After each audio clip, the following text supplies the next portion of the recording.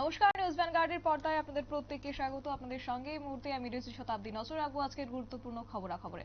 ত্রিপুরা গ্রামীণ জীবিকা মিশনের দিদিদের নিয়ে আজকে অনুষ্ঠিত হয়েছে একটি সভা এবং কৌশল মেলার আয়োজন করা হয়েছে।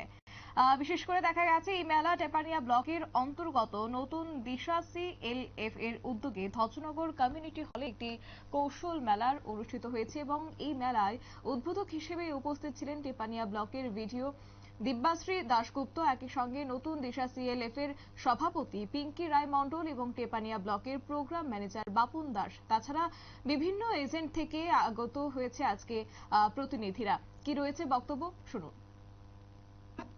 6 মাস এবং 9 মাস এই 3টে পিরিয়ডে ট্রেনিং দেওয়া হয়। তখন সাধারণত প্রশ্ন আসতে পারে, এই 3 মাস যে আমরা কি করব, থাকবো কোথায়, খাবো কোথায়, যাবো কিভাবে।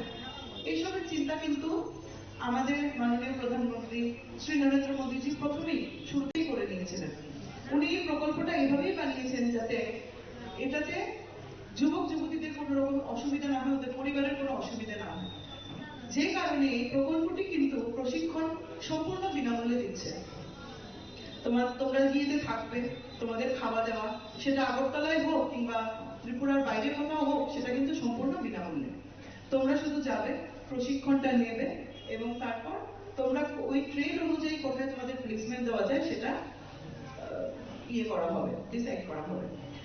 আমার ব্লকে মানে টেপানিয়া ব্লকের অন্তর্গত যে 19টি গ্রাম পঞ্চায়েত আছে, এই টোটালে কিন্তু এখন অব্দি 76 জন অলরেডি কর্মসংস্থান ওদের হয়ে গেছে।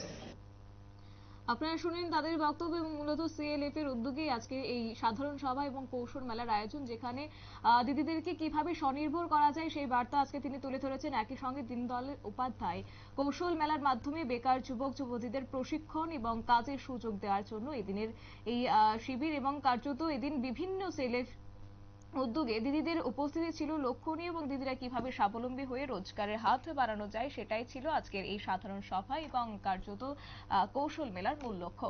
নিয়ে নিচ্ছে ছোট্ট একটি বিজ্ঞাপন বিরতির সঙ্গে থাকুন।